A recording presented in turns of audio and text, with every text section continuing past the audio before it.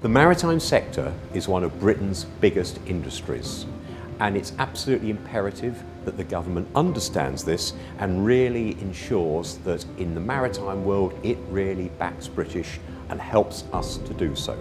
We need a very ambitious maritime industrial strategy supported by the government and a really ambitious shipbuilding strategy. And we want Britain to have first opportunity to bid for contracts and to provide the manufacturing services and components that shipbuilding requires. British suppliers may not always be the cheapest, they may not always offer the lower costs, but we have to think firstly, they're likely to offer very good quality, and secondly, we need to think of the wider economic benefit of investing in British maritime industries and the trickle-down effect that brings. It's also very important that we have support for British jobs.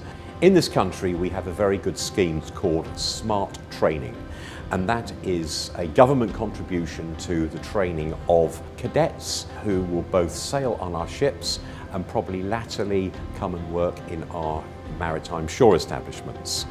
If we can encourage the government to increase that funding from the current third to a half of all training costs, we firmly believe that we can double the number of cadets in training.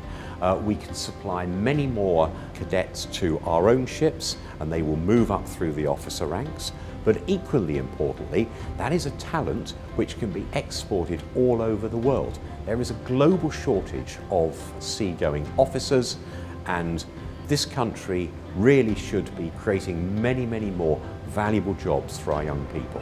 And then finally, and very, very importantly, we need the support of government in growing our British maritime export strategy.